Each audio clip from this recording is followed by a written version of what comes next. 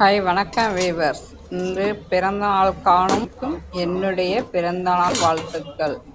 கொய்யாப்பழ juice போட போகிறோம் பாருங்கள். நீங்களும் உங்கள் வீட்டில் ட்ரை பண்ணி பாருங்கள். கொய்யாப்பழத்தை தேவையான அளவு நான் 2 எடுத்திருக்கேன். 2 எடுத்து நல்லா கழுவிட்டு வாஷ் பண்ணிவிட்டு நடுப்புற உள்ளதை இதை தோலை வெட்டிட்டு காம்போட பகுதியை வெட்டிட்டு எல்லாம் அழகாக எடுத்துடணும். நல்லா சதையெல்லாம் எடுத்து சர்க்கரை போட்டு மிக்சியில் அடித்து கொய்யாப்பழ ஜூஸ் குடிங்க.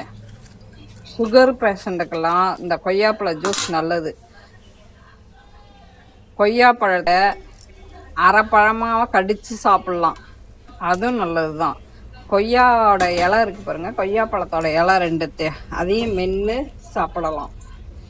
கொய்யாப்பழம் சுகர் குறையும். பால் போட்டிருக்கேன், சர்க்கரை போட்டிருக்கேன், நாட்டு சர்க்கரை போட்டு கொய்யாப்பழ ஜூஸ் அடித்து சுகர் உள்ளவங்க சர்க்கரை வேணால் குறைச்சிட்டு குடிக்கலாம் கொய்யாப்பழத்தை.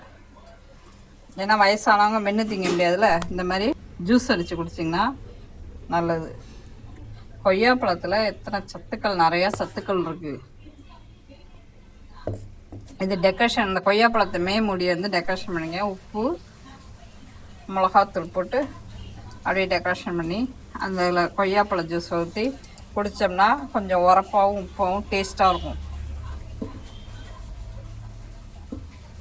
பிடிச்சிருந்தா லைக் பண்ணுங்கள், ஷேர் பண்ணுங்கள், சப்ஸ்கிரைப் பண்ணுங்கள், கமெண்ட் பண்ணுங்கள். நீங்களும் உங்கள் வீட்டில் ட்ரை பண்ணி பாருங்கள். கொய்யாப்பழ ஜூஸ் ரெடி.